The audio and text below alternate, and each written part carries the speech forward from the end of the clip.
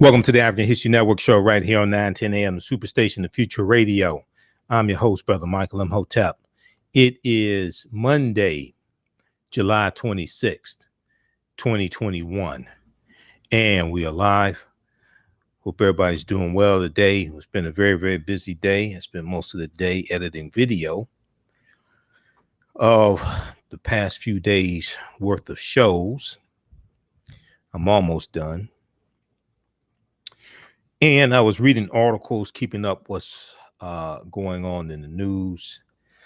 I was watching some coverage also dealing with the passing of Bob Moses, civil rights leader and education advocate, math education advocate, Bob Moses, who passed away yesterday. We talked about this a lot on our Sunday show. We're here for 2 hours. We're going to continue the discussion in the second part of today's show, dealing with Bob Moses. And I also, we're going to finish up part of the interview I was playing for you yesterday, where he was talking about the formation of SNCC, okay, Student Nonviolent Coordinating Committee. So we'll talk some more about civil rights leader Bob Moses and SNCC in the second portion of today's show. But first, I want to deal with an article that I saw back in June and late June and early July, and I've posted about it a couple times on our Facebook fan page, The African History Network, The African History Network, but I have not had a chance to talk about it. And it deals with thousands of pages documenting slavery and the history of slavery were found in an attic of an Eastern Shore house, and the documents were rescued from the garbage by historians and the African American community, who pulled their resources together to buy these documents, because these documents are going to be auctioned off. Historians and members of the African American community raised funds to preserve the documents, and archive them for the public. Okay, so this is a significant historical find. So we're going to talk about this also on today's show. TheHill.com has a good article about this, as well as the Washington Post. And then we'll talk some more about Bob Moses, and I'm going to share a excerpt of an interview where he talks about the founding of SNCC in 1960, Student Nonviolent Coordinating Committee in 1960. And he'll also talk about organizing Freedom Summer in 1964. All right. And lastly, I want to, back in late June, there was a clip from Ibram X. Kendi was on Joanne Reed's show on MSNBC, dealing with critical race theory, and I had not had a chance to play this clip, but Ibram X. Kendi explains his real anti-racism ideas after Republican Senator Josh Hawley slams his writings. And once again, you have Republicans just labeling everything dealing with race as critical race theory. And Ibram X. Kendi is not a critical race theorist. He doesn't have a law degree. He's not doing a legal analysis. He's dealing with history. But you have Republicans who don't want to talk about race, don't want to deal with white supremacy and racism, because they know that it's going to expose a lot of how they got what they got. And you have a lot of them who just want to shut down those conversations. So anything dealing with race, they label it as critical race theory. Okay, so I'll share that interview with you also. Now, on the African History Network show, we focus on educating, empowering, and inspiring people of African descent throughout the diaspora and around the world. because right now it's corrects your own behavior, what you do for yourself, what you do to yourself, and what you allow other people to do to you and get away with is based upon what you think about yourself. What you think about yourself is based upon what you have been taught about yourself. What you've been taught about yourself is based upon everything you've read, heard, and seen about yourself. So when you control the radius of a man or woman's thoughts, you can control the circumference of his or her actions, because the mind can't do or teach what it doesn't know. And we deal with a number of different topics here on the African History Network show. We deal with current events and history and politics, education, economic empowerment, entrepreneurship, relationships, love, sex, health issues, and much, much more. Sign up for our email newsletter. Text the word Kemet, Kemet, to 22828 to sign up for our email newsletter. Text the word Kemet, Kemet, to 22828 to sign up for our email newsletter. Also visit our website, AfricanHistoryNetwork.com, AfricanHistoryNetwork.com. I'll also give you a update on a recap of what we discussed in class number 1 of my new online, my new 10-week online course, from the Civil War to the Civil Rights Movement and Black Power, 1865 to 1968. We'll talk about that as well. That class meets on Saturdays, 3 p.m. to 5 p.m. Eastern Standard Time. And we had a really good class for class number 1 this past Saturday. Okay. All right. And you can register for that 10-week online course at our website, AfricanHistoryNetwork.com, AfricanHistoryNetwork.com. All right. I want to jump into this first topic here. So there was a article from theHill.com that I saw. Originally, I saw this piece from the Washington Post. And this deals with thousands of documents dealing with slavery, pertaining to slavery, that were rescued. Okay. The Hill.com has this piece. Let's flip over to this. Thousands of pages documenting slavery found in attic of Eastern Shore house. Thousands of pages documenting slavery found in attic of Eastern Shore house. Rescued from the garbage, the documents are back in the hands of the community. Now, this article is from July 2nd, 2021. Okay, from thehill.com. And let me flip over to this just a second here. All right. So you have about 2,000 pages of historical documents related to the lives of free and enslaved African people, African Americans, from the 1600s to the 1800s. These documents were discovered in the attic of a house in Maryland. Okay. The 200-year-old house was being demolished, and the papers were put up for sale by a local auction house. Now, African Americans operating based upon self-determination, pulling resources together, historians and members of the local African American community raised funds to preserve the documents and archive them for the public. Raised funds to preserve the documents and archive them for the public. Okay, and this was a big accomplishment, to be able to purchase these 2,000 documents and preserve them, archive them, and preserve these historical documents for the community so we can teach this history. So thousands of papers, some documenting the auction and sale of enslaved African people, were headed for the auction block themselves before African American historians and community members stepped in to reclaim ownership over their past,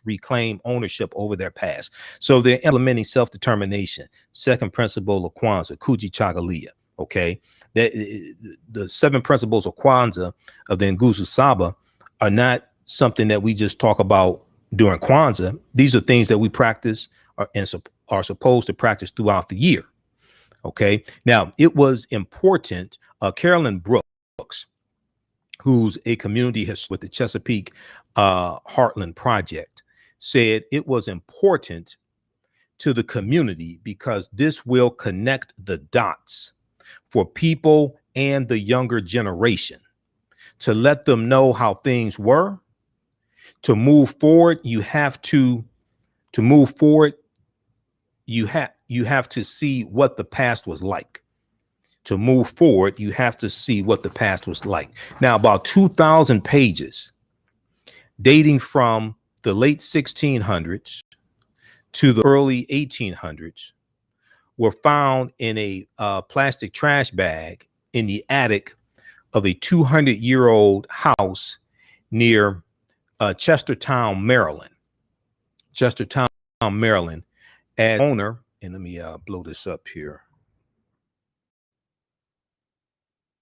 As the owner, Nancy Borderly Lane, was cleaning it out this spring. The foundation of the house, built in 1803. 1803 is the same year as the Louisiana Purchase, by the way. The foundation of the house, built in 1803 on property that had remained in the family since 1667, was reportedly damaged and the structure was going to be demolished. The documents were headed for the garbage, but were rescued and delivered to Dixon's Crumpton Auction. Dixon's Crumpton Auction, in waxed seafood boxes. John Chaskey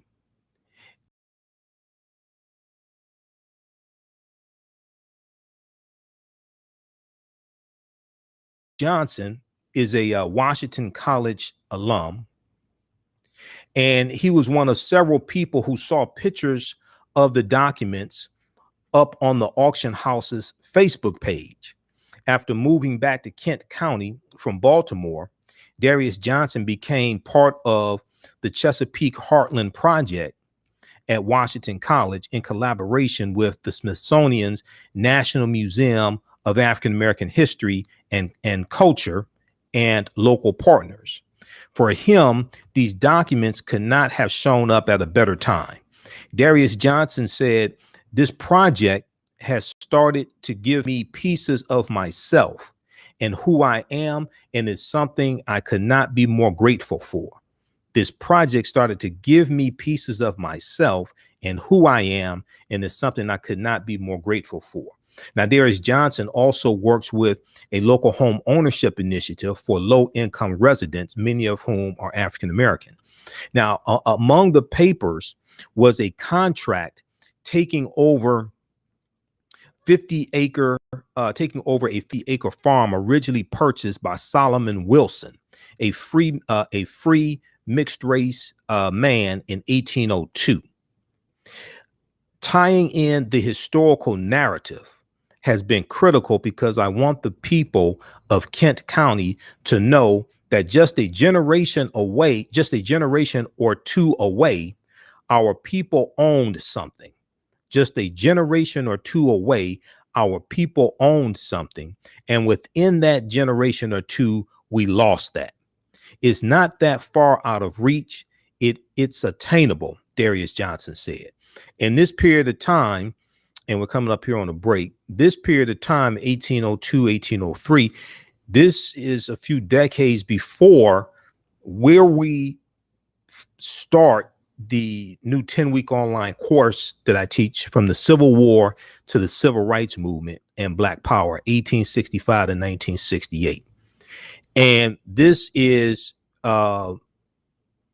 before the Civil War, before emancipation, and from 1865 up until 1920, we are acquiring land. And in 1920, African Americans had acquired about 20 million acres of land. And then a lot of that land, most of that land is going to be lost, is going to be stolen from us, or we're going to be ran off of that land. We're coming up here on the break. You listen to the African History Network show right here on 910 AM, the Superstation, the Future of Radio.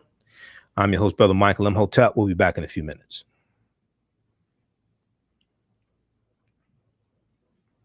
All right, stand by, everybody. How's everybody doing? Stand by. Hey, if you like this type of information, you can support the African History Network, $ the AHN Show through Cash App, $ the AHN Show through Cash App. Also through PayPal, paypal.me/the AHN Show. Now, who still needs to register for the new 10-week online course that I teach, Ancient Kemet, the Moors, and the Ma'afa? From the Civil War to the Civil Rights Movement and Black Power, 1865 to 1968. Who still needs to register for that 10-week online course? How you doing, Tim, Ruby, Jason? How's everybody doing? We had a great class this past Saturday. As soon as you register, you can watch this past Saturday's class. All the sessions are recorded, and you can go back and watch them over and over again. Stand by just a second here. I'm going to post a link here. You can register for the online course now. As soon as you register, you can start watching the content.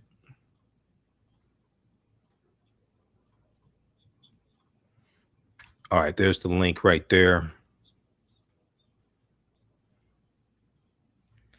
Okay, stand by.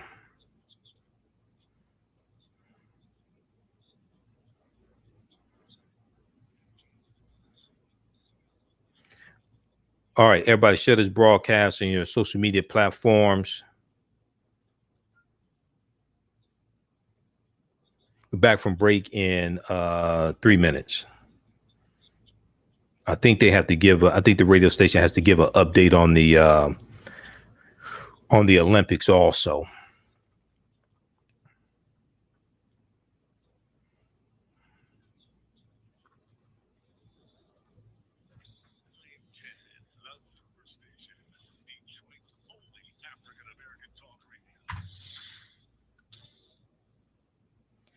Welcome back to the African History Network show right here on 910 AM, the Superstation, the Future Radio. I'm your host, Brother Michael Imhotep. It is Monday, July 26th, 2021, and we are live. Calling numbers 313-778-7600, 313-778-7600 is the call-in number if you have a quick question or comment. 313-778-7600 is the call-in number if you have a quick question or comment. Okay. Be sure to register for the new 10-week online course that I teach on Saturdays, 3 p.m. to 5 p.m. Eastern Standard Time, from the Civil War to the Civil Rights Movement and Black Power, 1865 to 1968. From the Civil War to the Civil Rights Movement and Black Power, 1865 to 1968. This is a 10-week online course. Each class will go through and analyze, we'll go through and break down about a 10-year period of time from 1865, dealing with the 40 Acres and the Mule, the end of the Civil War, assassination of Lincoln, 13th Amendment, Juneteenth, through Reconstruction, 1865 to 1877, through the Jim Crow era, World War I, World War II, Civil Rights Movement, Black Power Movement, Red Summer, 1919, all of that period of time. Okay. Visit our website, AfricanHistoryNetwork.com. When you scroll down the homepage, click on register here. It takes you to the next page and just click on enroll. As soon as you enroll, you can start watching the content. We do the class live. All the sessions are recorded, and you can go back and watch it over and over again as well. And this class, what happens is to understand what's taking place right now, we have to deal with this history that took place after slavery, 1865 through 1968, assassination of Dr. King, Black Power movement. And the more we understand that history, the better we understand what's taking place today and where do we need to go from here as well. All this deals with understanding how laws and policies shape conditions, and out of those conditions come movements to address the conditions and to fight for new laws and policies. Okay. Politics is the legal distribution of scarce wealth, power, and resources, and the writing of laws, statutes, ordinances, amendments, and treaties, their adoption, interpretation, and enforcement. So we deal with all that in the class. Later in the show, I'll give you a brief overview of what we talked about. And then the class before this one is still available. Somebody just asked, ancient Kemet, the Moors, and the Ma'afa, understanding the transatlantic slave trade, what they didn't teach you in school. I teach that. We have a new section of that class to start up on Sundays, 2 p.m. to 4 p.m. Ancient Kemet, the Moors, and the Ma'afa, understanding the transatlantic slave trade, what they didn't teach you in school. So we deal with thousands of years of history in that online course. We deal with ancient Africa. We deal with the 800-year occupation of Europe by the Africans known as the Moors. And we deal with what led up to the transatlantic slave trade taking place. Okay. And then the new class that deals with 1865 to 1968 picks up where the first class, where the first course leaves off. So I just posted that link there as well for ancient Kemet, the Moors, and the Ma'afa, understanding the transatlantic slave trade, what they didn't teach you in school. We just had a great class on Saturday. I taught 3 classes this weekend. 1 on Saturday, 2 on Sundays. Two on Sunday. I taught 1 Saturday, 2 Sundays, and did the radio show Sunday night. But I'll give you a little brief overview later in the show. Okay. All right. Let's go back to I want to go back to this topic here.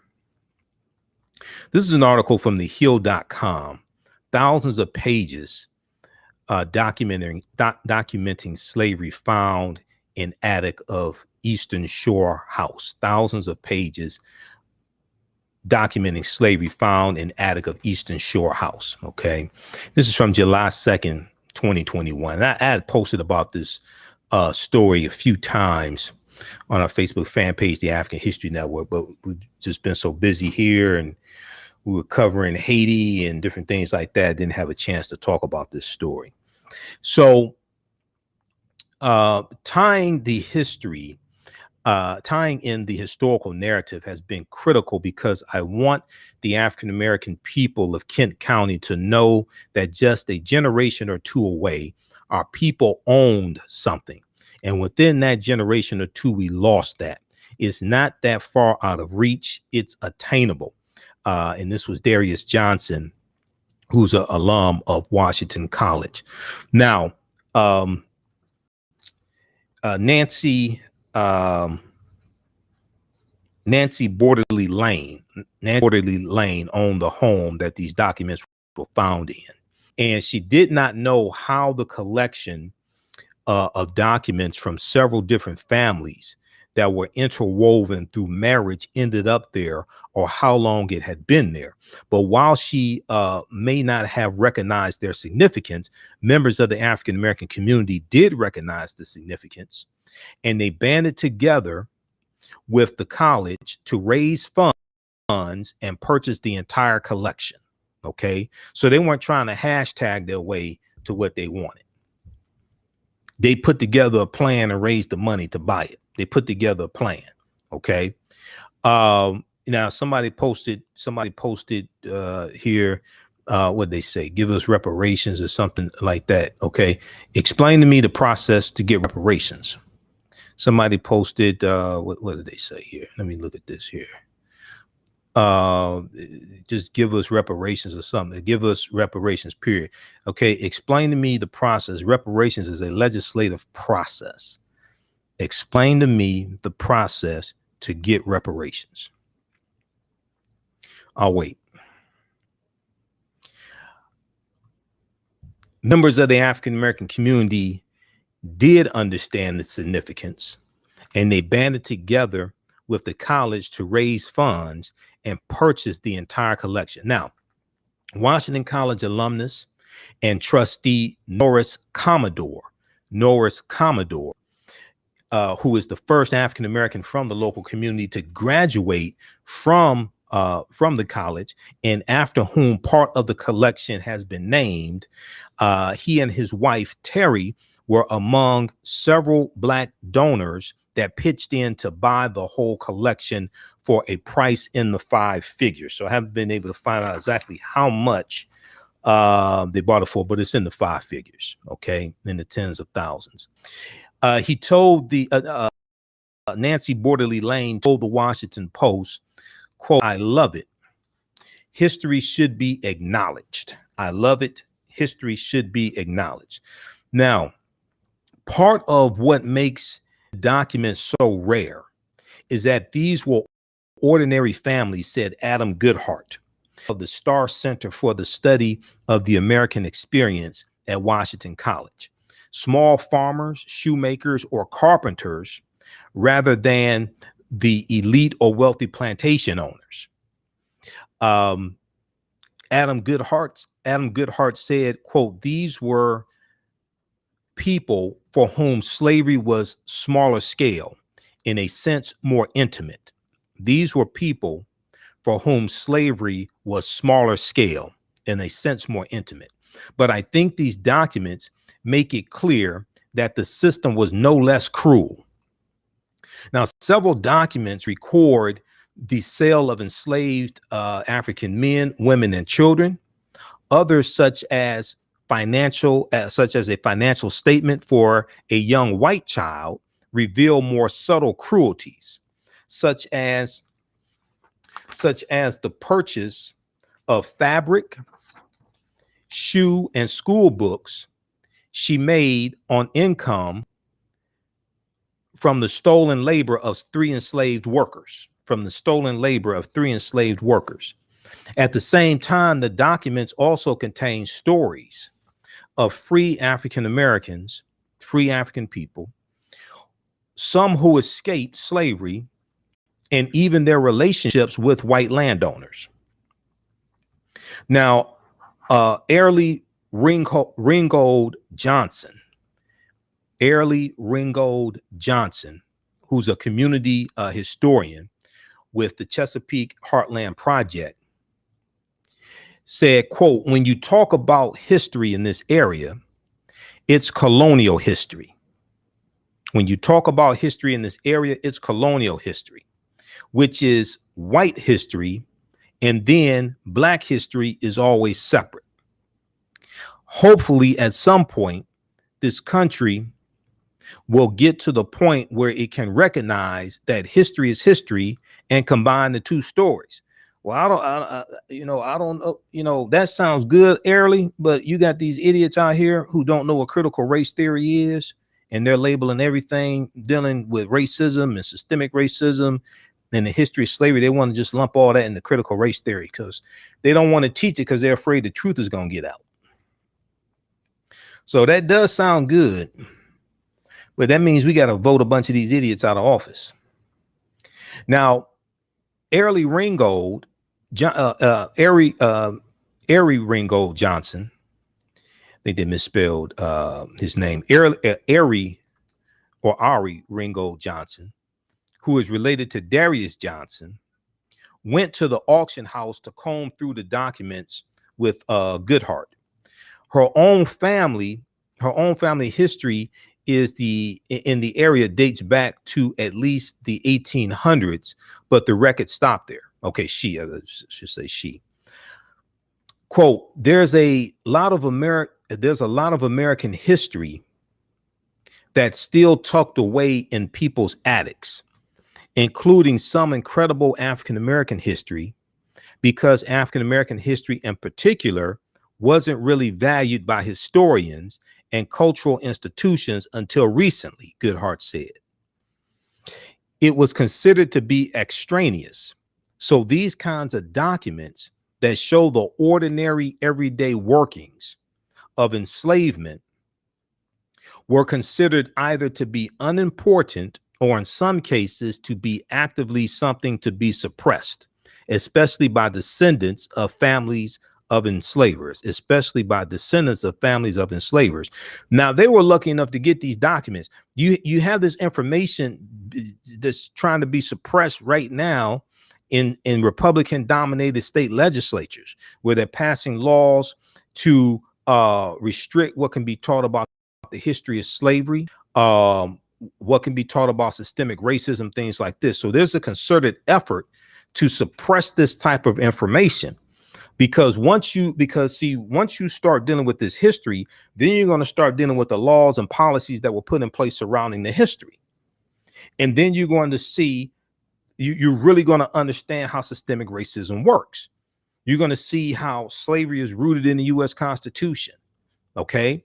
You're going to start seeing how Racism is a system of advantage and privilege distributed based upon race that comes out of the ideology of European white supremacy. Racism has nothing to do with not liking people or calling people racial epithets or anything like this.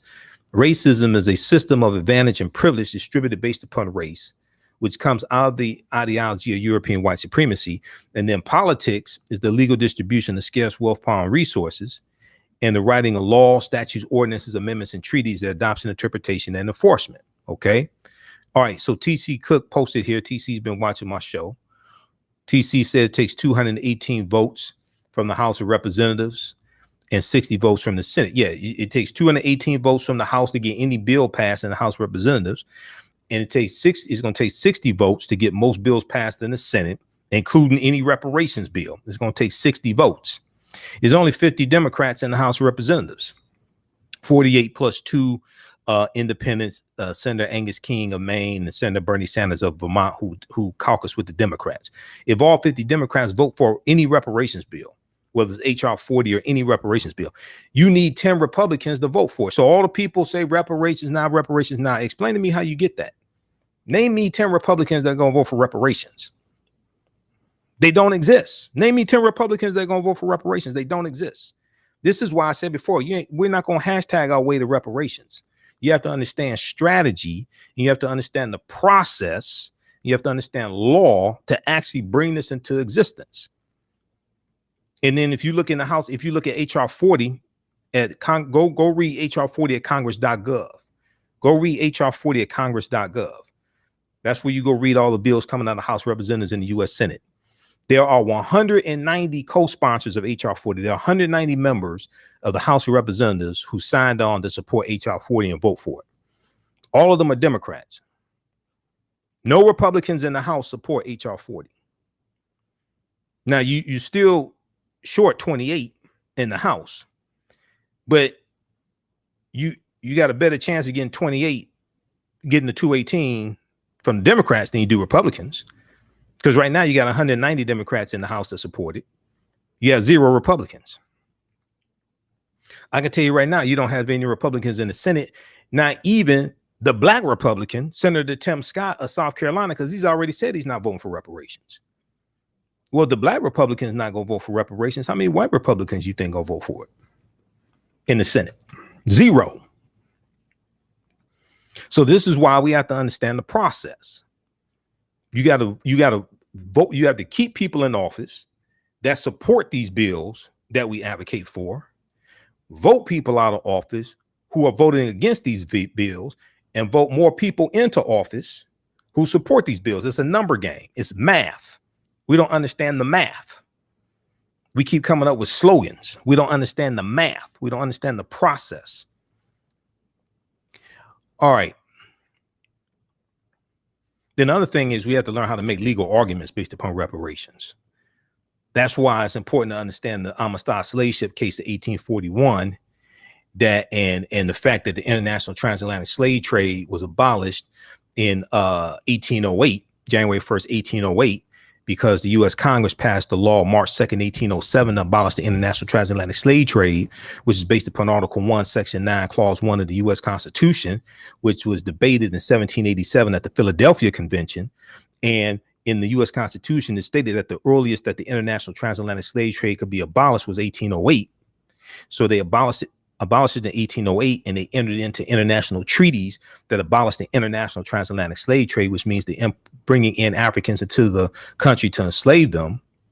This is why when you study the landmark U.S. Supreme Court case of 1841 of the Amistad, Joseph Q and those Africans on the Amistad slave ship was set free in the U.S. Supreme Court because it was illegal for them to be captured because it violated international treaties, and it was illegal for that ship to come into U.S. waters because the international transatlantic slave trade had been abolished. And that's based upon Article 1, Section 9, Clause 1 of the U.S. Constitution.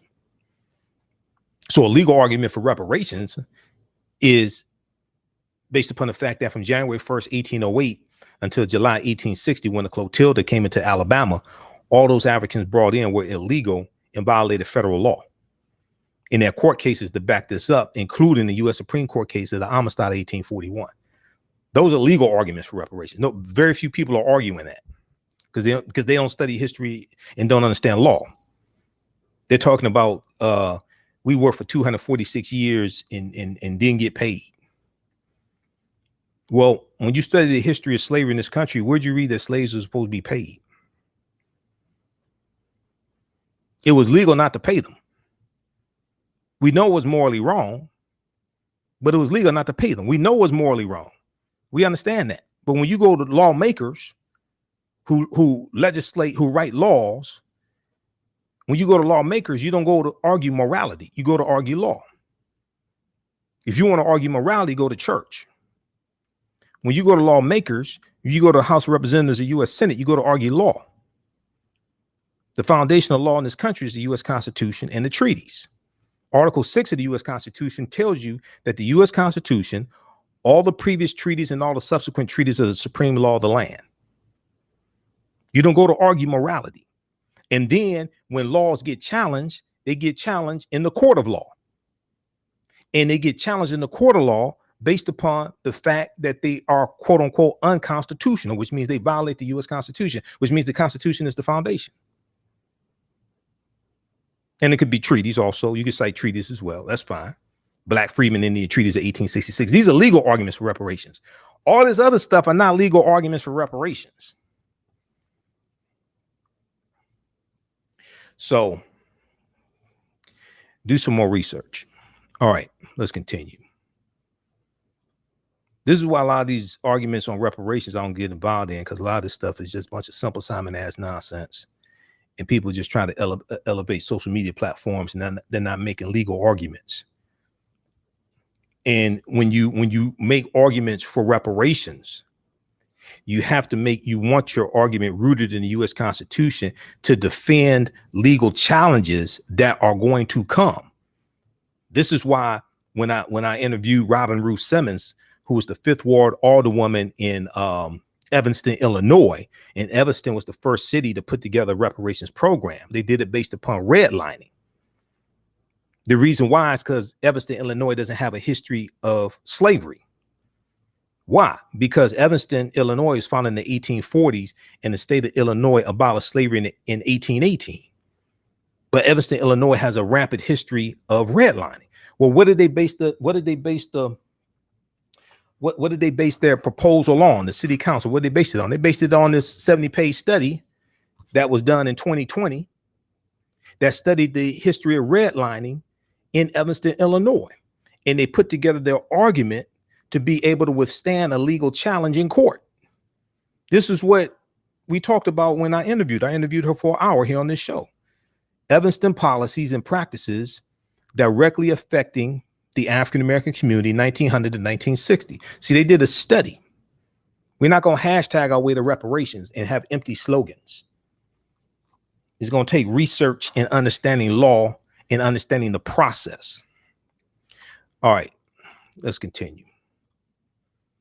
This is a different type of show. All right.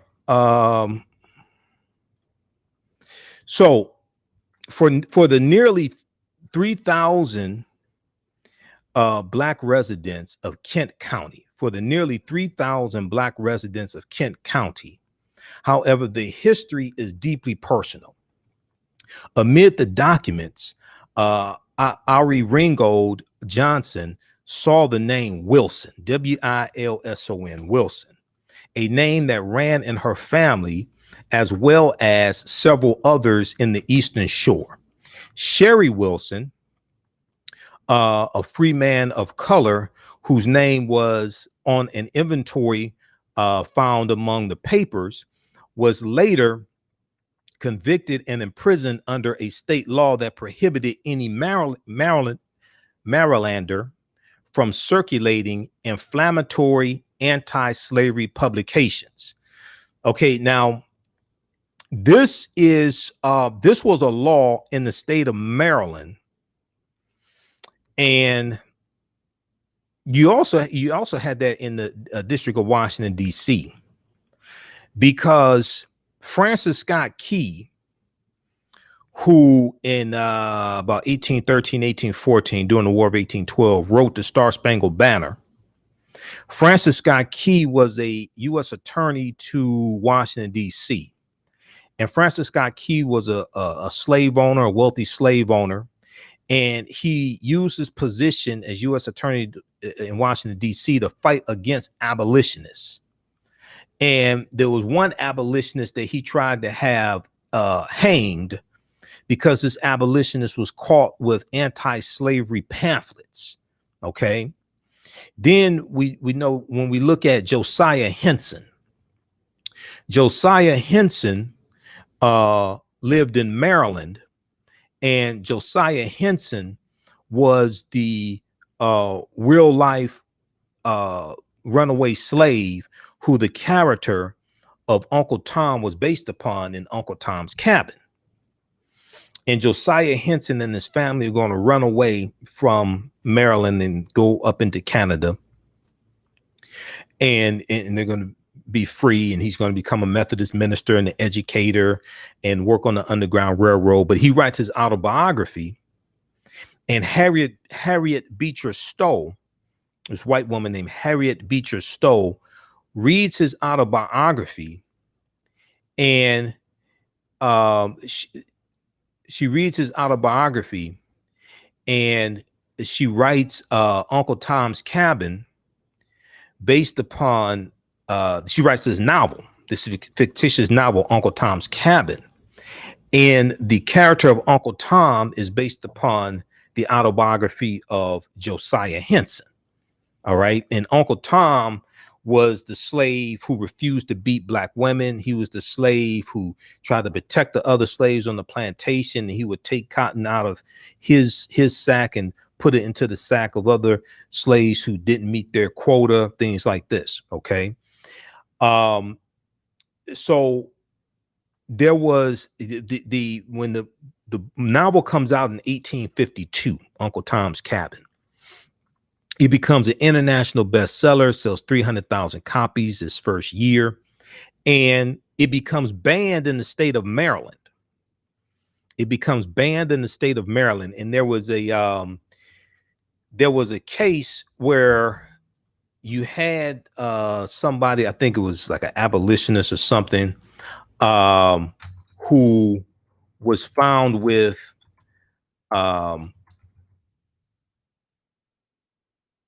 who was found with a copy of Uncle Tom's Cabin, and they got 10 years in prison. Let me see. I've got information on Josiah Henson. I'm trying to see, where do I have that? Is that at history.com? I have to look at my files. I have information on Josiah Henson. Let me see.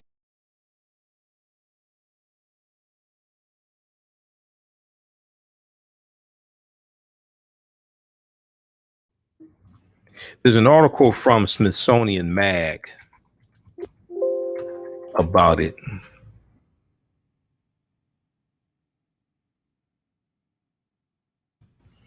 I have to pull up some information. Oh, there may have been blackpast.org that had information on Josiah Henson.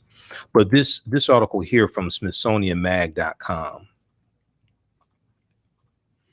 The story of Josiah Henson, the real inspiration for Uncle Tom's Cabin. The story of Josiah Henson, the real inspiration of Uncle Tom's Cabin. Now, if you watched the Jeffersons, you learned about this probably when you were a child, depending upon how old you were when you first started watching the Jeffersons. There was an episode, and I just saw the episode on TV1 in the last few days. There's an episode of the Jeffersons where Louise's cousin, I think it's a cousin or her brother, one of them. He's a butler, and he's a butler for a wealthy white man. The wealthy white man has a library in his home, and this brother is the actor that played Fred C. Davis on Good Times.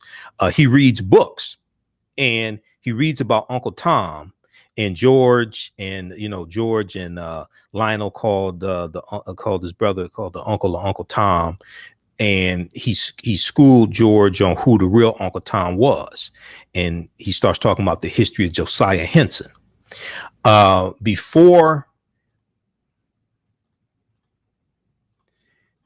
see here.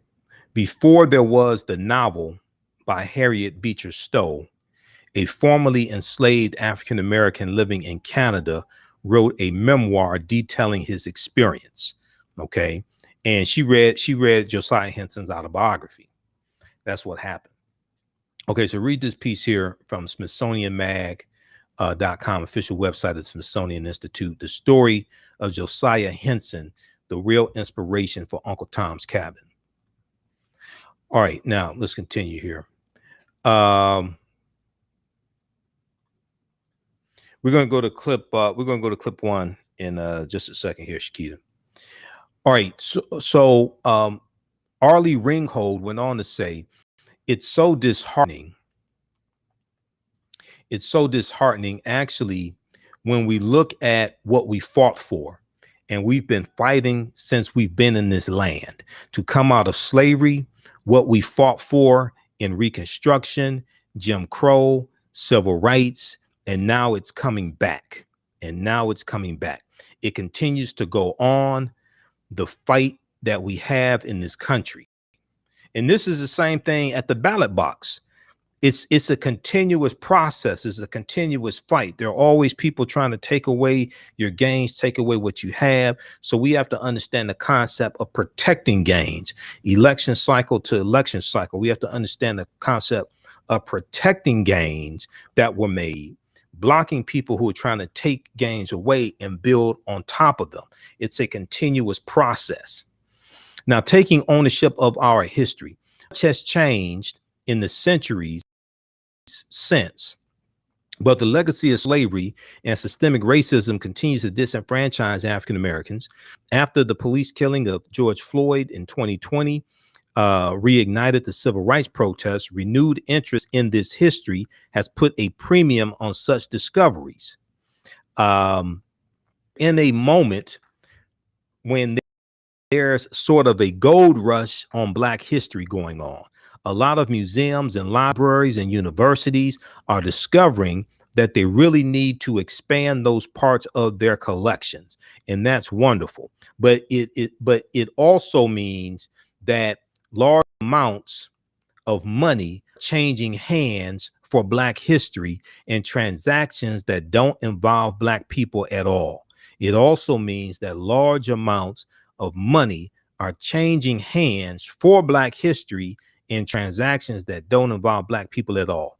I think that moments of acquisition of Black history should also be opportunities for restitution and reparations and empowerment.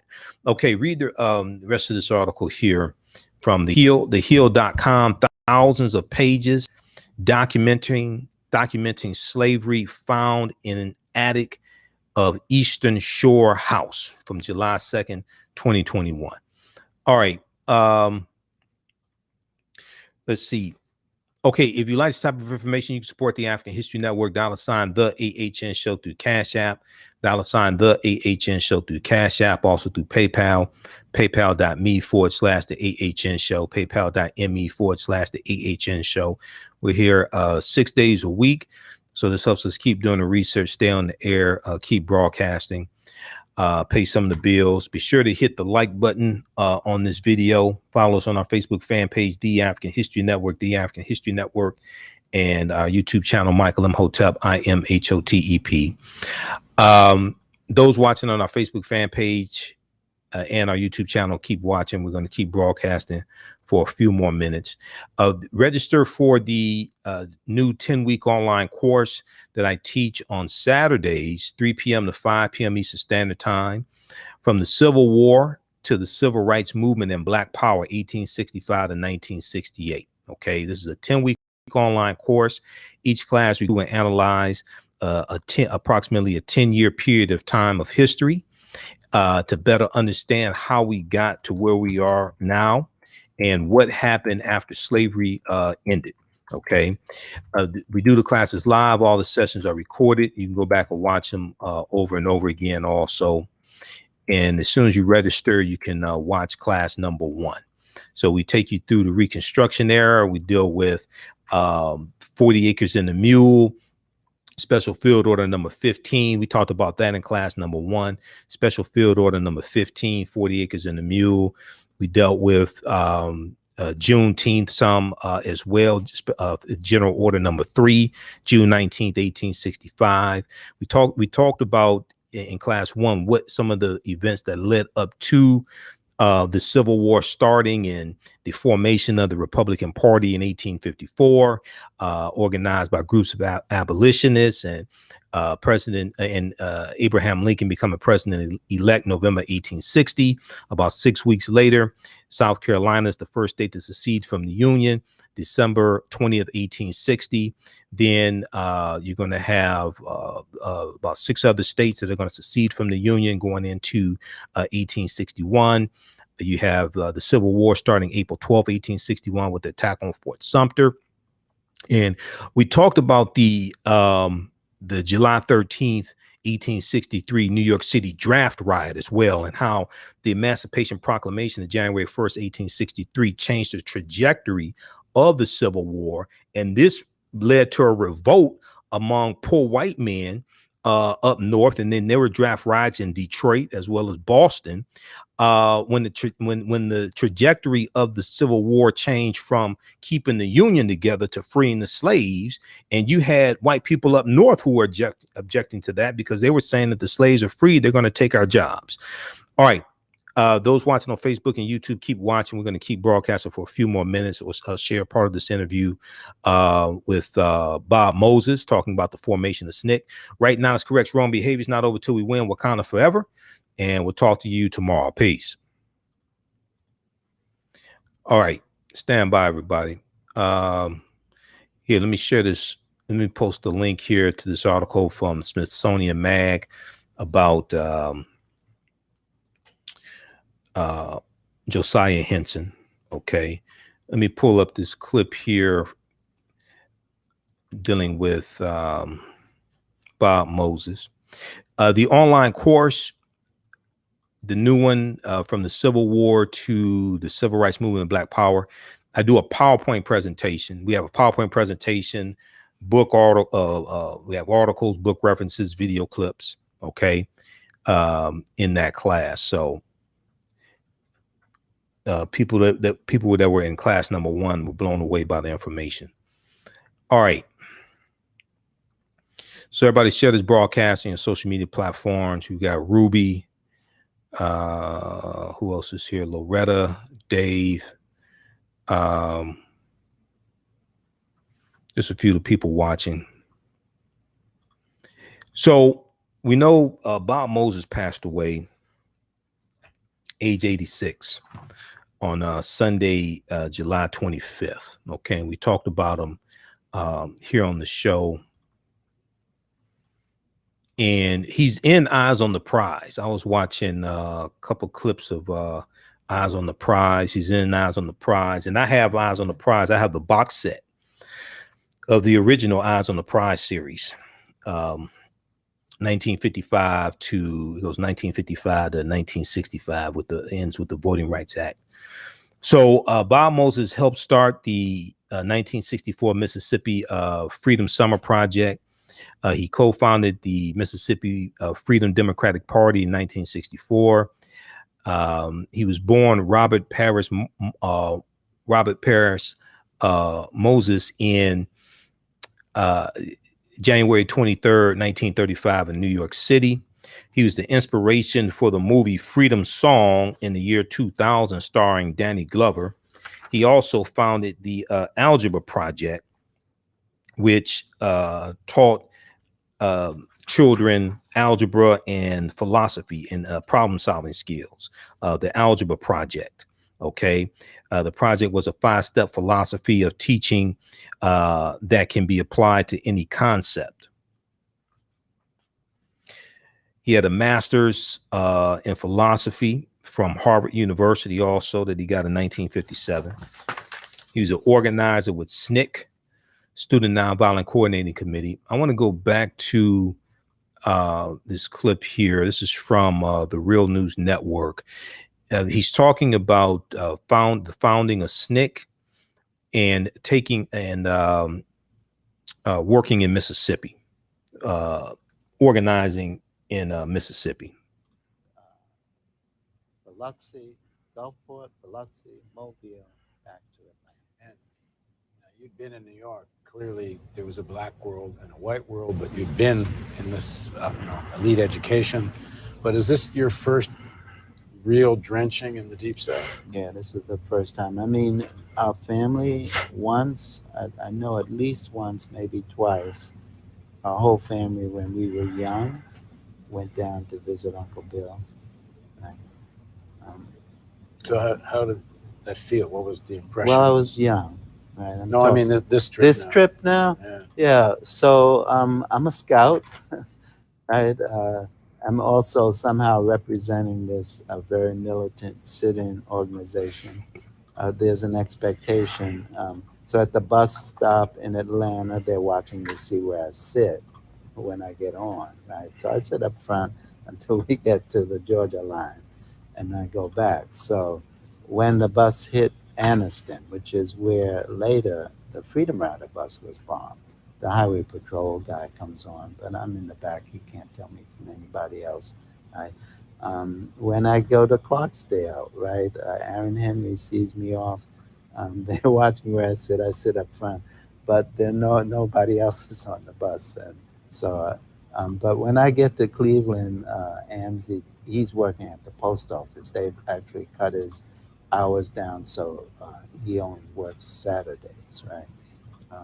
But he's not home. I go over to the post office, but he tells me the rumor is that the Freedom Riders, that these sit-in riders have come to town, right? So, but really, I'm really working as a scout, undercover, so to speak. I'm trying to be as inconspicuous as I can. But your now direct experience with the apartheid. I mean, it's not that it doesn't exist in New York, but it doesn't exist to the extent it did in the South. Did that impress you in a specific way, or is kind of just what you expected?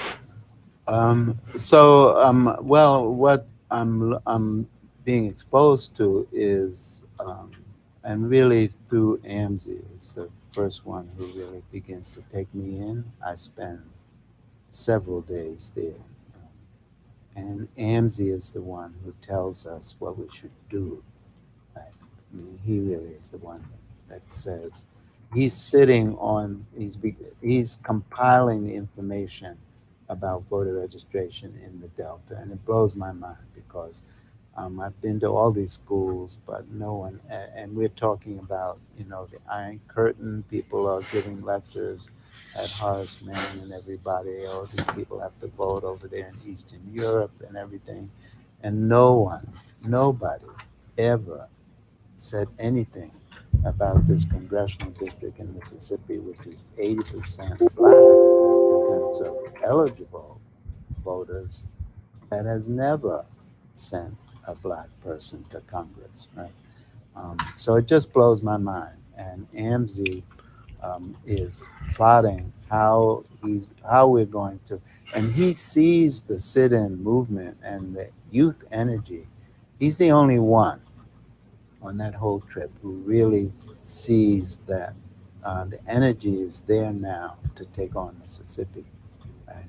And this becomes an issue of voter registration. There's many more potential black voters, but they're not being allowed to vote, essentially. Right, yes. So it's not sit-ins, right? So it's no need to have direct action for, sit-in activity here, what we really need. And Amzie has a mind that has grown up and actually penetrated the mind of the white Southern male man, right? So he has a real sense of what it needs and what it takes, how to turn the key that's going to unlock this thing. And what was it? Except, well, it's what it turned out to be, and this piece of it, AMZ didn't have.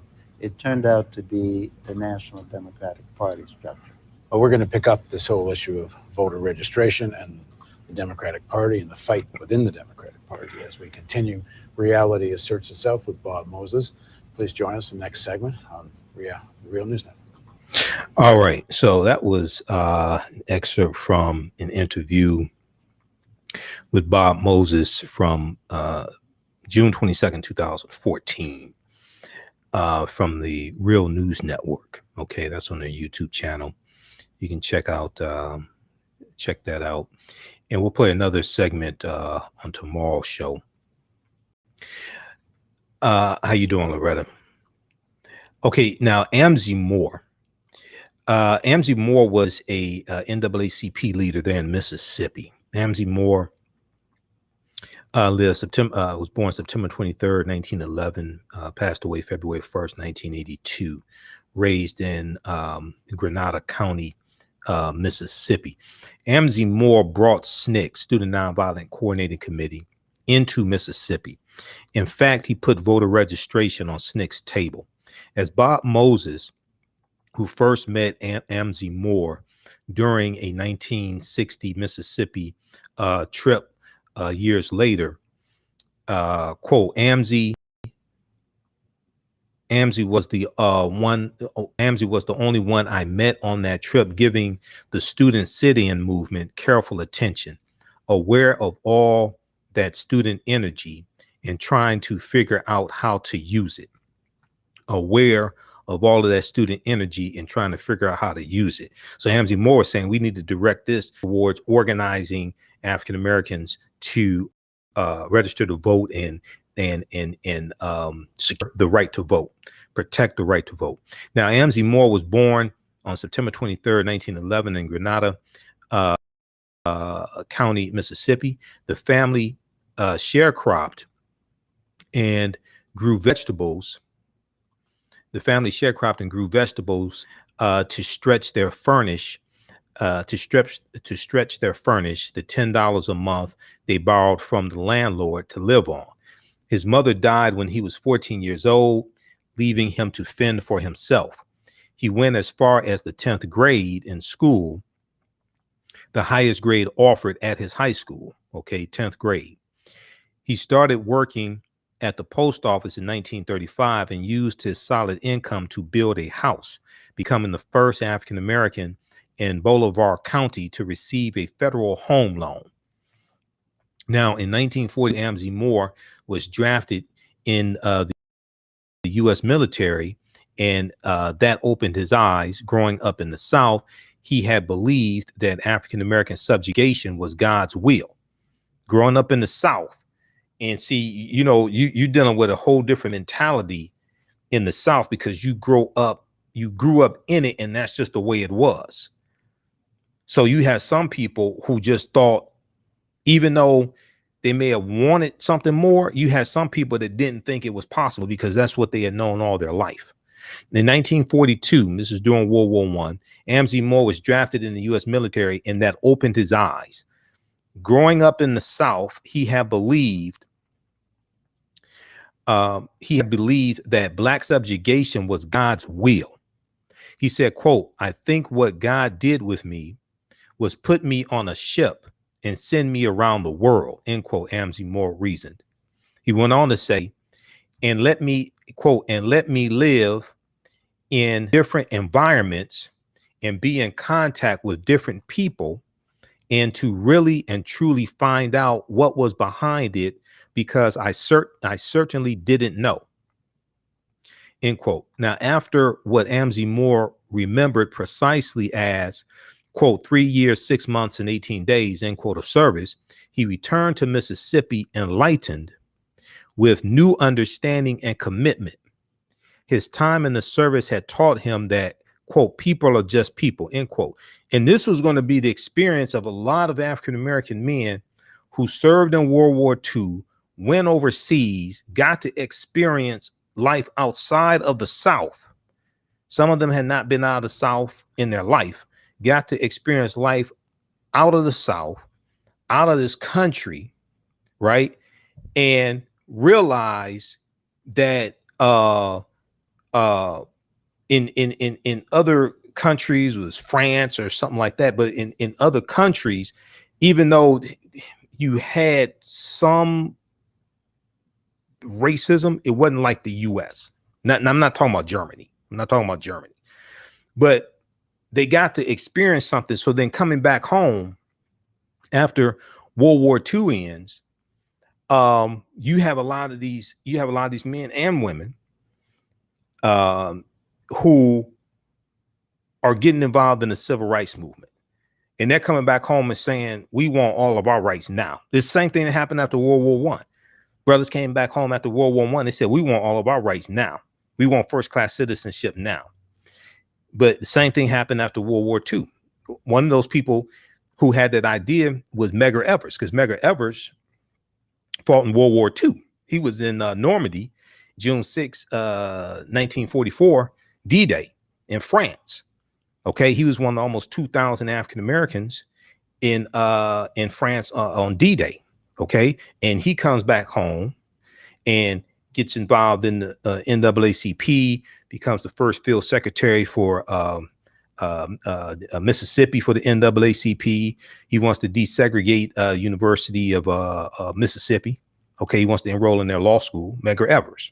All right, he doesn't get accepted to the law school, but he helps James Meredith desegregate University of Mississippi.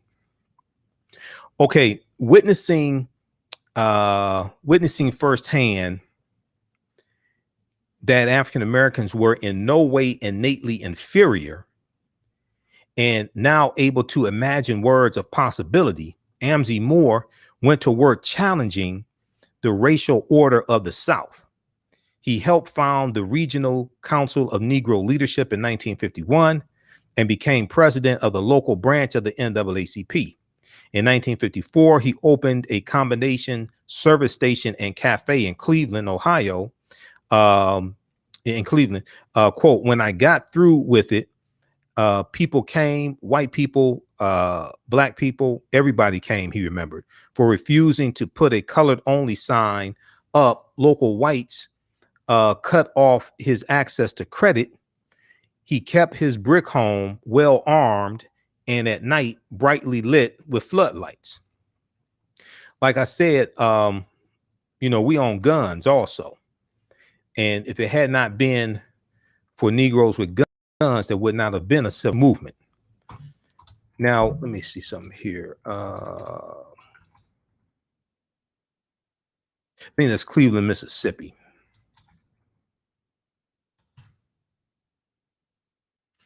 Yeah, that must be Cleveland. That's Cleveland, Mississippi. There's a Cleveland, Mississippi also. So that had to be Cleveland, Mississippi that they're talking about. All right. But read this information here about Amzie Moore. This is at snicdigital.org. Okay. Amzie Moore. And this is who Bob Moses was talking about. All right. Now I want to let's see here. There was a piece on, see how are we on time?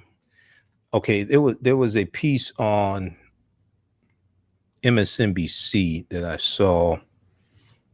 Chris Hayes talked about Bob Moses. Also on the readout, Joanne Reed's show, Tiffany Cross was sitting in for Joanne Reed, and she talked about Bob Moses today as well. Let me see if we can pull this up here.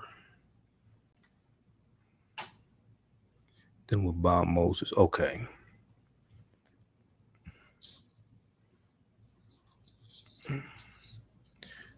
All right, we'll come to that in just a second. Let's see here. And then we'll go to this last clip.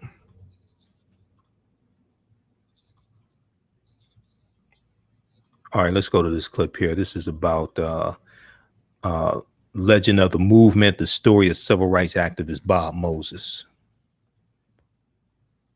In the 1960s, the state of Mississippi was probably the place among the states of the old Confederacy where the grip of white supremacist tyranny was its very strongest. There is no state with a record that approaches that of Mississippi in inhumanity, murder, brutality, and racial hatred. It is absolutely at the bottom of the list.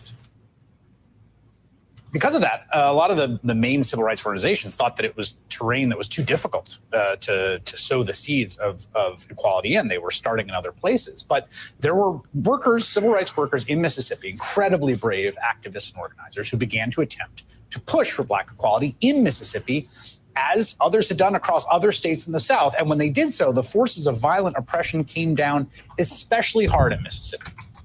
Now, while this was happening up in New York City, 25-year-old math teacher at a private school in the Bronx was reading about this all and just felt compelled to get involved. And so he quit his job. He went down to Mississippi. And there he found out that he not only had a talent for math and education, but also had this incredible talent for organizing, for talking to folks, for mobilizing. His name was Bob Moses.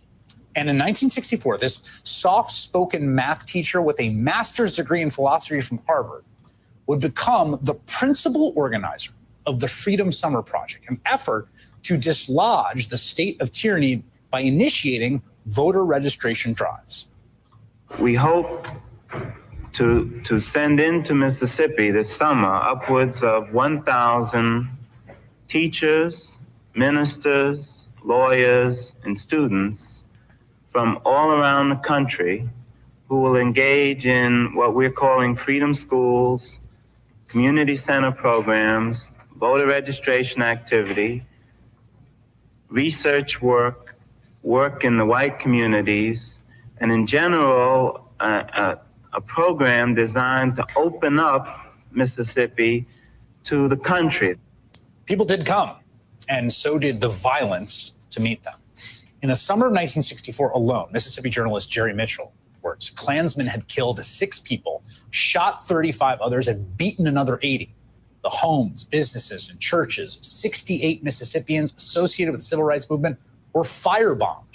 Now, the FBI at the time offered zero protection, essentially washing their hands of the whole thing. We most certainly do not and will not give protection to civil rights workers. In the first place, the FBI is not a police organization. It's purely an investigative organization, and the protection of individual citizens, either natives of the state or coming into the state, is a matter for the local authorities. The FBI will not participate in any such protection. Now, this was the summer that infamously 3 freedom workers who'd come from the North, 2 white, 1 black, disappeared from a Mississippi jail. Their bodies were discovered weeks later in a dam. Now, Bob Moses had to warn young people coming down that what they were doing was an attempt to unseat a comprehensive system of violence that would not cede its authority without more violence. We had to tell the students what we thought was going on, because if, in fact, anyone is arrested and then taken out of the jail, then the chances that they're alive was just almost zero. And we had to confront the students with that before they went down, because they now had, the ball game was changed. Basically, come on down to Mississippi where the Klan will try to murder you. They just murdered 3 people who came to do what you are doing. Now, Moses himself would face all kinds of terror and intimidation. At one point, during a voter registration drive, a sheriff cousin bashed Mr. Moses' head in with a knife handle. Bleeding, he kept going, staggering up the steps of a courthouse to register a couple of black farmers. Another time, 3 Klansmen shot at a car in which Moses was a passenger. He cradled the bleeding driver and managed to bring the careening car to a stop. Bob Moses would eventually gain a reputation as one of the most masterful organizers in the entire movement, but the notoriety became too much for him. And in fact, he eventually just stepped away from it. Went back to Harvard to continue working toward a PhD in the philosophy of mathematics. And he would go on later to launch this incredible initiative called the Algebra Project, which he described as a 5-step philosophy of teaching, particularly teaching math literacy to both urban and rural communities. There are other names that come to mind when we think of the civil rights pantheon, right? Dr. King, John Lewis, Fannie Lou Hamer. Moses never entered that pantheon in terms of fame, but he is every bit as much a legend of the movement. Because breaking the back of white supremacy and anti-democratic forces in Mississippi was key to creating the multiracial democracy we have today. After George Floyd was killed last summer, Bob Moses told the New York Times, quote, "I certainly know at this moment which way the country might flip. It can lurch backward as quickly as it can lurch forward." I thought about that quote when I read that Bob Moses died yesterday at the age of 86, because I think he's right. Whatever is going on with the country right now, the battle that Moses waged for equality continues day in, day out. All right. Excellent segment from All In with Chris Hayes from Monday, July 26, 2021.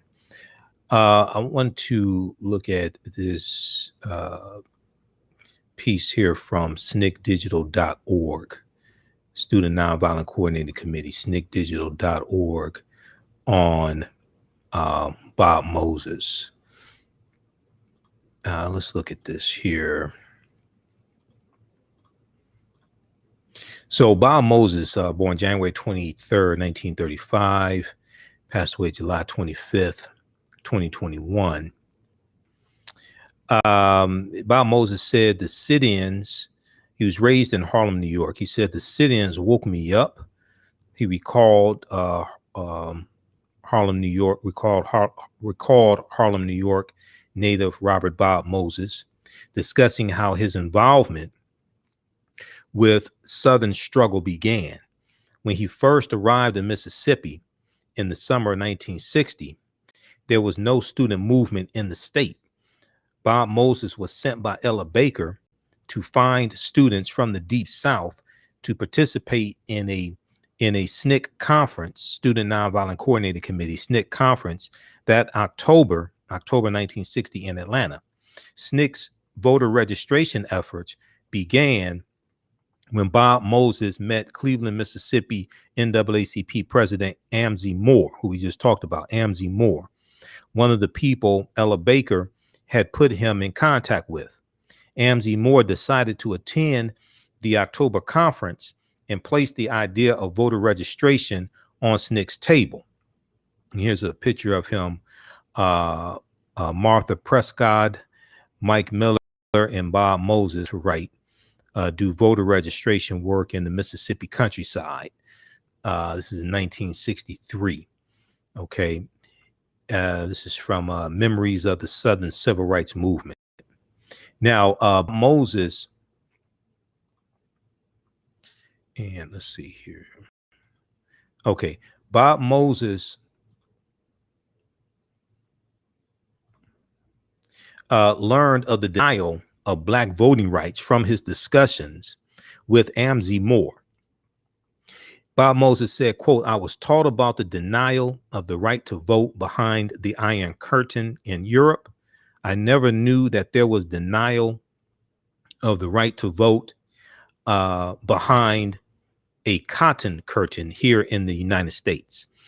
Bob Moses told Amzie Moore also told Bob Moses that he wanted to use the energy of the student activists in SNCC for voter registration there in Mississippi. The young math teacher promised to come back the following summer after his classes at the Horace Mann School were out. Now, when Bob Moses returned to Mississippi in 1961, Amzie Moore told him he was not quite ready to begin organizing in the Delta there in Mississippi, and sent Bob Moses to his NAACP colleague, C.C. Bryant, in Macomb. There with other local community leaders, Bob Moses began SNCC's first voter registration organizing effort. What SNCC workers learned while working in that small southwest Mississippi city and the surrounding rural counties forever shaped SNCC's organizing style. Bob Moses nurtured the development of local grassroots leaders, and he recognized the untapped potential and unheard voice of locals who spoke up at the meetings and participated in voter registration efforts. Quote, leadership is there in the people, he said. Leadership is there in the people. You don't have to worry about where your leaders are. How are we going to get some leaders? If you go out and work with your people, then the leadership will emerge, end quote. Now, I want to go to this clip here from the readout with Joy-Ann Reid, MSNBC. Tiffany Cross was sitting in for Joy, and she talked about Bob Moses, and she spoke with Reverend Al Sharpton about Bob Moses as well. Okay, let's go to this clip. As you guys have seen, Democratic activists are raising the alarm about the impact of a raft of voter suppression laws on future elections in battleground states and really everywhere. The CEO of the Stacey Abrams-founded New Georgia Project told Politico that if there isn't a way for us to repeat what happened in November 2020, we're the F word. So Republican-controlled states are passing laws making day of voting, early voting, and absentee voting harder. In my neck of the woods, Georgia, Republican lawmakers can now intervene in local elections if they don't like the results. The Atlanta Journal-Constitution is reporting that Republican legislators have already started building the case against Fulton County elections officials. Now, the goal, of course, is stripping them of their duties in future elections. Why? Because Fulton County has a large number of Black, brown, and Asian American voters. Fighting that kind of voter suppression was a major part of Bob Moses' life. Moses died Sunday at the age of 86. In 1960, Moses left his job as a high school teacher at a private school in the Bronx to help organize poor, illiterate, and rural Black residents in Mississippi. He later became the Mississippi Field Director of the Student Nonviolent Coordinating Committee, or SNCC, as you guys know. His work registering voters in the South was central to the 1964 Freedom Summer. Sadly, today's voting rights activists are still having to fight this same fight. For more, I'm joined by none other than Reverend Al Sharpton, my big brother, president of the National Action Network and host of Politics Nation on MSNBC. Rev, I'm so happy to have you with me tonight, and I couldn't think of anybody better to have this conversation with. You've been fighting this fight for decades. You've been in this battle for a long time, so I recognize that we don't have a right to feel tired. But for those of us who do feel tired, what are your words and thoughts on this entire situation tonight? My words are that if we are tired, we have to fight even through our weariness. When you look at Bob Moses, John Lewis, and others that fought despite being weary, they were able to change this society and transform the body politic to the degree that we were able to secure a Black president, 60 Blacks in Congress today that are now under existential threat. The whole democracy under threat. And that is why we're mobilizing all over the country.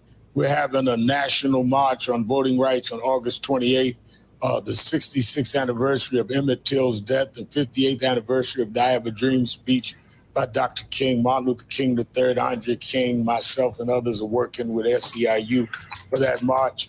And Wednesday, we are going to the Hill and meet with some of the senators, Senator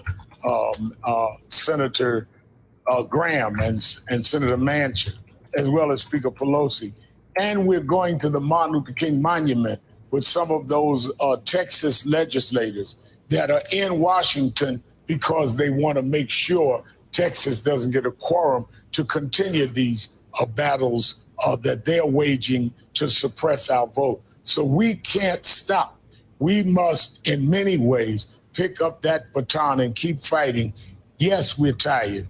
But as Fannie Lou Hamer said, I'm sick and tired of being sick and tired. So I'm going to keep fighting. Absolutely. And look, let me just give our viewers some background on what Bob Moses went through as a voting rights activist. When he was organizing in Mississippi, a sheriff's cousin bashed him in the head with a knife handle. But bleeding, this man kept going, staggering up the steps of a courthouse to continue to register Black voters. He was riding in a car with someone and the Klan shot through the window. He had to cradle the driver while the car was still moving just to get it on the right road.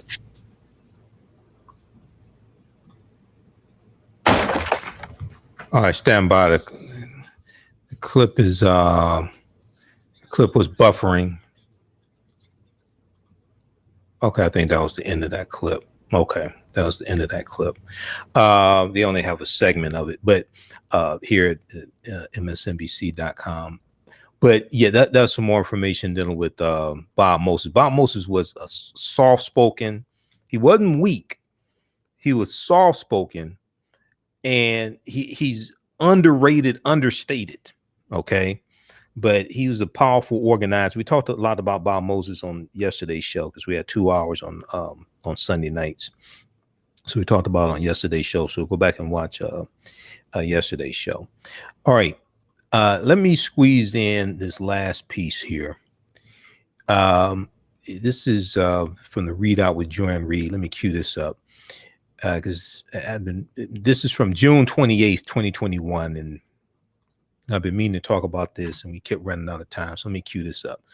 Ibram X. Kendi was on the Readout with Joanne Reed, and I'm going to go to this clip here in just a second. And he was talking about criticisms of his work from Senator Josh Hawley, and how Senator Josh Hawley is trying to paint him as a critical race theorist, etc. Okay. All right. Everybody share this broadcast on your social media platforms. If you'd like this type of information, also, you can support the African History Network. $ the AHN show through Cash App. $ the AHN show through Cash App. Then also through PayPal, paypal.me /the AHN show, paypal.me /the AHN show. This is our official Cash App account. You see it here, $ the AHN show. And when you go to it, it shows my name. It says Michael, and it shows my picture there. These other ones are fake African History Network Cash App accounts. Okay. I did not set these up. Somebody else did. I already reported them to Cash App. Okay. All right. And then also through PayPal, paypal.me /the AHN show. And we have the information at our website, AfricanHistoryNetwork.com. Also, be sure to register for the new 10-week online course that I teach on Saturdays, 3 p.m. to 5 p.m. Eastern Standard Time. 3 p.m. to 5 p.m. Eastern Standard Time. From the Civil War to the Civil Rights Movement and Black Power. From the Civil War to the Civil Rights Movement and Black Power, 1865 to 1968. Each class will go through and analyze an approximately 10-year period of time, and we'll deal with how we got to where we are today. What happened after slavery ended? What happened during Reconstruction? How we were acquiring land? How we voted about 2,000 African-American men into elected positions. Okay. And then the end of Reconstruction, 1877, the compromise of 1877.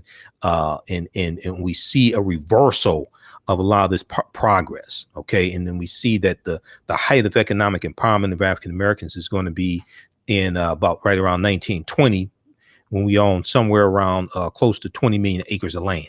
Okay. And we're going to see a reversal of all this, and land taken away from us, et cetera. And then we go into war. We go into World War I. We go into World War II. World War I, 1914, 1918. We go to World War II, 1941 to 45. And we see what happens after World War II. And we see the deindustrialization of the inner cities and the Federal Housing Administration of 1949, and the Federal Housing Act of 1949, which allows white people to put 3% down on low interest loans and get houses built out in the newly formed suburbs. And we get discriminated against when we're trying to take advantage of these government programs and use the GI Bill to its full potential, and use these government benefits that these veterans earned. And we see the U.S. Interstate Highway Acts in 1952 and 1956 that are going to drive 41,000 miles of U.S. interstate highways all across this country. And they run through approximately 1,600 African-American communities, wiping out homes, wiping out businesses that we own, taking land through eminent domain, et cetera. And we see this hollowing out of the inner city, and factories and businesses located to the suburbs, and African-Americans largely being locked in the inner cities. Okay. So We deal with the civil rights movement and 55 through 54, Brown versus Board of Education, 55, the lynching of Emmett Till. And we know we talked about Emmett Till on yesterday's show because July 25th would have been Emmett Till's 80th birthday. And we go through the civil rights movement and the Black Power movement in 1966 and the formation of the Black Panther Party for self-defense, et cetera. We go up to the assassination of Dr. King, April 4th, 1968. All right. So you can register for this class. It's a 10-week online course. We do the class live. All the sessions are recorded. As soon as you register, you can watch class number 1. There's also bonus content there you can watch. We have the first 3 classes of the other 10-week online course I teach, Ancient Kemet, the Moors, and the Ma'afa, Understanding the Transatlantic Slave Trade, what they didn't teach you in school. You have the first 3 classes. They are archived with this new 10-week online course here as well. Okay. All right. And you're going to get you get a digital download of my 2.5-hour lecture I did dealing with the history of Juneteenth as well. I did that June 16th, 2021. You'll get that when you register for this course also. So just click on enroll. And as soon as you enroll, you can start watching the content. You can watch from around the world. Class is regularly $130. It's on sale $80. All right, that's and we'll post a link here once again. We also have the information at our website, AfricanHistoryNetwork.com, AfricanHistoryNetwork.com. Okay, let me go to this last clip here. This is Ibram X. Kendi, who wrote the book, How to Be an Anti-Racist. He was on the Readout with Joanne Reed back on June 28th, 2021. I had not had a chance to really share this clip. But Senator Josh Hawley, Republican Senator Josh Hawley, slammed the writings of Ibram X. Kendi, a prominent anti-racism scholar. Now, Ibram X. Kendi explains that he is not a critical race theory. He is not a scholar of critical race theory, in that in his book, How to Be an Anti-Racist, he said, I make the case that we should not believe that anyone is inherently racist or that we should identify anyone as a racist. So once again, you just have people who are you have Republicans who are just trying to label anything dealing with race as critical race theory. But they can't tell you what critical race theory is. All right. They're just using this. They're just using the term critical race theory as a catch-all, as an umbrella term to deal with anything dealing with race that they don't like. Okay. Let's go to this clip. Claims of reverse racism have been the bread and butter of the modern Republican Party for decades. And now they have a new boogeyman to latch on to, critical race theory. The term has become the cause célèbre for Republicans across the land. What this is it's a CRT theory, but it manifests in sort of this anti-racism training. All of this stuff is connected. The primary thread that links them all together is this. America institutions are inherently racist. Suddenly they're finding out that their local school is teaching them that America is fundamentally racist. That's all a lie. That's all poison, and it's being poured into the minds of our kids. Critical theory is an ideology that says the United States is rotten to its core. The leaders of this movement think our society is defined by white supremacy. Critical theory, in all of its guises, distorts our history, it destroys our common loves, and it would leave us hopelessly divided. Critical theory is a whole other thing. Anyway, this weekend, Wisconsin Senator Ron Johnson told a crowd of Republican supporters that he's more panicked than ever about the state of the country and that Republicans should, quote, take back our school boards, our county boards, our city councils. We will take back our culture. What exactly is our culture, Senator? And who's the our in that sentence? And who decides? You see, what these politicians are objecting to is a factual analysis of our history, warts and all. But what they're doing is far more pernicious. They've taken legitimate calls for critical self-reflection and demonized it into a catch-all phrase that they now wield as a political cudgel. They're so obsessed with owning the libs that they make bizarre statements like this one. I thought General Milley totally missed the point last week. He says, well, I read Mao and I read Stalin. That's nothing to do with it. You know, we read Mein Kampf in school. No one thought we were Nazis. People didn't read Mein Kampf in school. No. Another common feature of the freakout is to name and blame particular Black public intellectuals who are not even involved in critical race theory. One of those Black public intellectuals is Dr. Ibram X. Kendi, author of the best-selling book, How to Be an Anti-Racist, and the founder and director of the Boston University Center for Anti-Racist Research. He joins me now. Professor Kendi, thank you so much for being here. I have been, the whole sort of co-opting of the term critical race theory and then planting it onto really anti-racism has been an astonishing thing to watch. One of the astonishing features of it is that they've decided that you are the main person responsible for doing that. So I just want to very quickly get this off the table. Are you a critical race theorist? So I've certainly been inspired by critical race theory. I certainly admire critical race theory, but at the same time, I wasn't trained on critical race theory. I didn't go to law school, and so I don't necessarily identify as a critical race theorist. Yeah, right. You'd have to go to law school to be one, right? And you just made that point very well. But they don't either. They don't know really what it is either. But here is Senator Josh Hawley, sort of one of the worst sort of offenders here, slamming you by name. Dr. Ibram Kendi wrote this: the only remedy to past discrimination is present discrimination. The only remedy to present discrimination is future discrimination. That's right. That's what he said. Think about that for a moment. He's saying that he's opposed to equality under the law. Dr. Kendi and his followers are in no uncertain terms advocating for state-sanctioned racism. Okay, now, given the fact that they can't seem to quote Dr. King accurately, I'm just going to assume that they're misquoting you or getting the wrong context. Can you explain, please, what that quote, even if it's an accurate quote, what it means? Sure. So Joy, we recognized as a nation that elderly people were dying at the highest rates, were the most vulnerable to COVID-19. So we decided that it was best to provide vaccine to those people first. No one described that as a bad policy. But young people could have said, hey, you're discriminating against us. And we would have responded, well, older people are dying at the highest rates. Should they not receive vaccine first? But if we would have then started thinking about, oh, Black people are also dying at the highest rates from COVID-19. You know, maybe they should also receive vaccine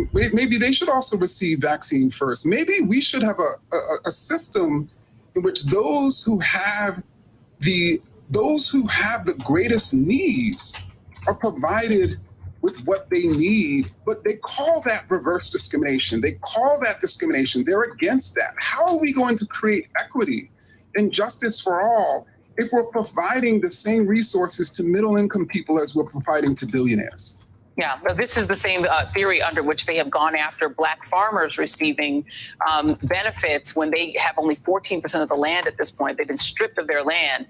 But then they're saying that white farmers need to get all the rest. All the benefits need to go to white farmers, or it's reverse discrimination. They're doing that in court. Stephen Miller is part of that. I just want to ask another couple questions just to make sure that we're getting everything clear.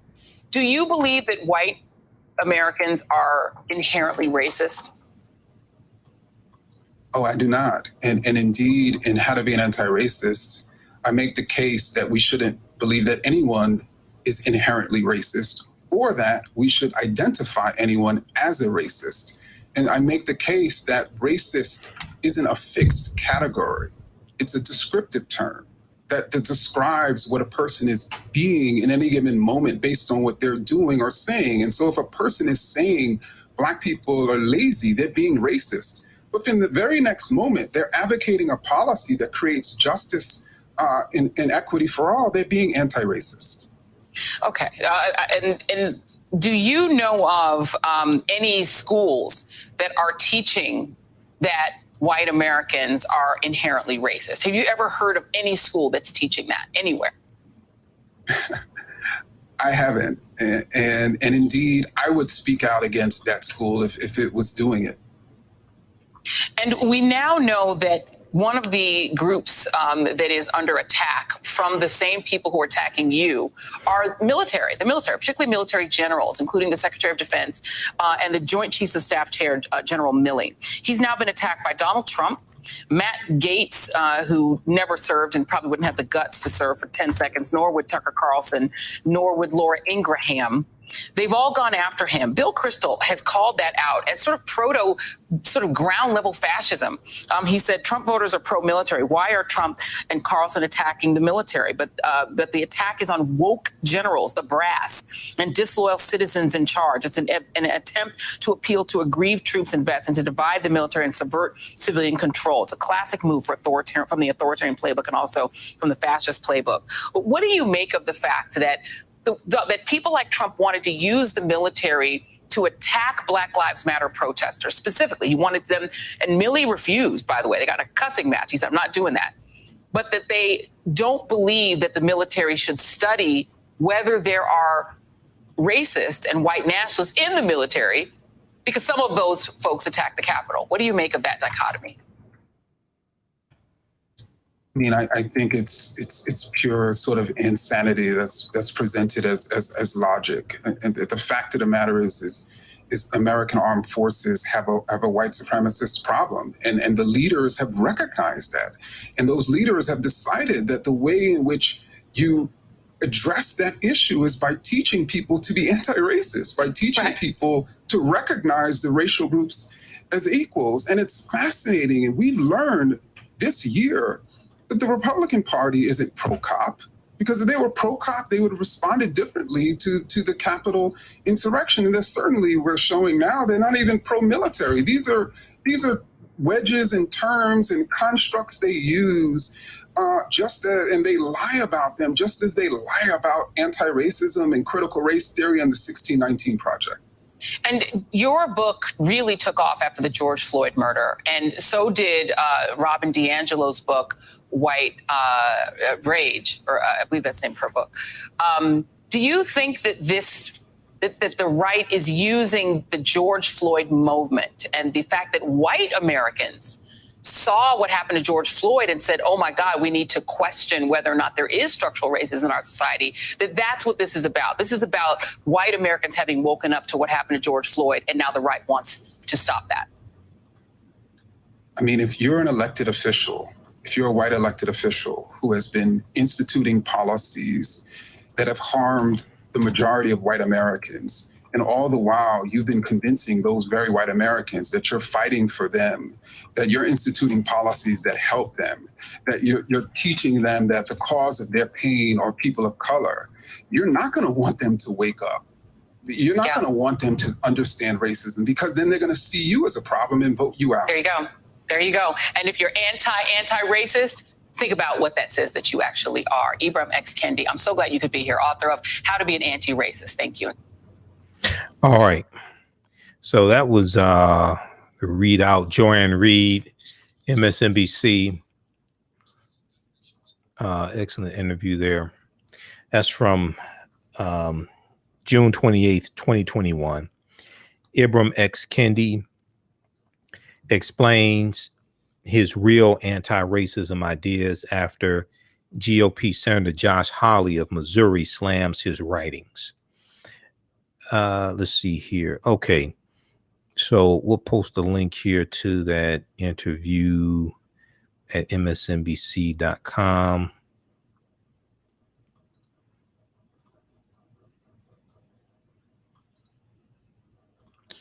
We'll post a link to that here. And while I was playing, I showed a couple of articles. We've talked about this one before here on the show. Read this one from NBC News: how Trump ignited the fight over critical race theory in schools. How Trump ignited the fight over critical race theory in schools. This is from May 10th, 2021. NBCnews.com. Republican lawmakers across the country have proposed bills to ban critical race theory in K through 12 schools. Here's what that really means. Then also this one here from CNN.com. What critical race theory is and isn't, by Faith Karimi. May 10th, 2021. We've talked about this one before also. What critical race theory is and isn't. Critical race theory recognizes that systemic racism is part of American society and challenges the beliefs that allow it to flourish. Kimberly Crenshaw, a founding critical race theorist and law professor who teaches at UCLA and Columbia University, said critical race theory is a practice. It's an approach to grappling with a history of white supremacy that rejects the belief that what's in the past is in the past. It rejects the belief that what's in the past is in the past, and that the laws and systems that grow from that past are detached from it. Critical race theorists believe that racism is an everyday experience for most people of color, and that a large part of society has no interest in doing away with it because it benefits white elites. Kimberly Crenshaw went on to say that critical race theory attends not only to law's transformative role, which is often celebrated, but also to its role in establishing the very rights and privileges that legal reform was set to dismantle. Okay, like American history itself, a proper understanding of the ground upon which we stand requires a balanced assessment, not a simplistic commitment to jingoistic accounts of our nation's past and current dynamics. Okay, so check out this article here from CNN.com dealing with critical race theory, and it looks at race as a social construct as opposed to race being something that is biological. It looks at race as being a social construct. So we have this article here, and then we've got this one here from blacknewschannel.com. This is when Mark Lamont Hill interviewed former Georgia State Representative Vernon Jones about critical race theory. Rep. Vernon Jones wants to ban critical race theory, can't define what it is. Because Vernon Jones, who's a Trump supporter and African-American, he said he's governor of Georgia, and he said if he wins, he's going to do an executive order to ban critical race theory. But when Mark Lamont Hill asked him a number of times, what is critical race theory, Jones couldn't tell him what it was that he wants to ban. Critical race theory is a legal analysis on the premise that race is a social construct and that is used to oppress people of color rather than a natural biological feature. The Encyclopedia Britannica looks at critical race theory and says critical race theorists hold that the law and legal institutions in the United States are inherently racist insofar as they function to create and maintain social, economic, and political inequalities between whites and non-whites, especially African Americans. Okay, so look at this article also.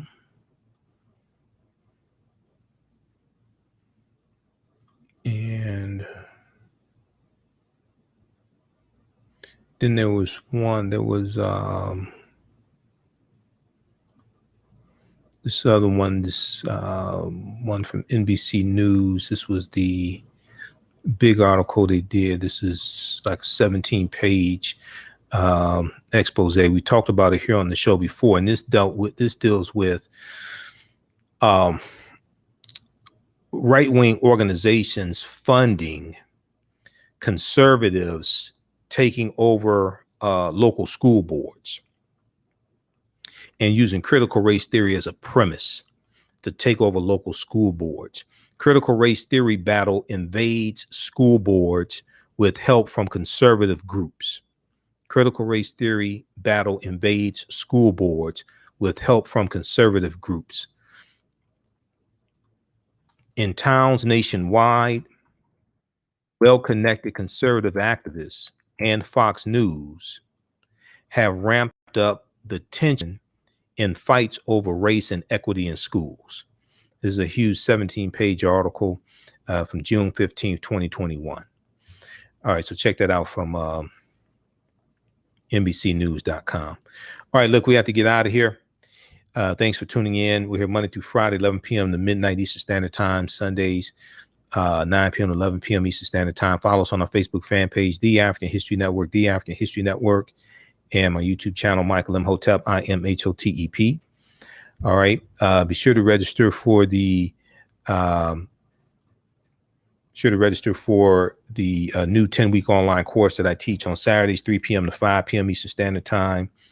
From the Civil War to the Civil Rights Movement and Black Power, 1865 to 1968. Okay, we'll post a link here, and it's also at our website, AfricanHistoryNetwork.com. And we do the classes live. All the sessions are recorded. They're archived, so you can go back and watch them even after the class is over with. All right. We have to get out of here. Remember, at the African History Network, we focus on educating, empowering, and inspiring people of African descent throughout the diaspora and around the world. Because right now, it's correct wrong behavior. It's not over till we win. Wakanda forever. We'll talk to you tomorrow. Peace.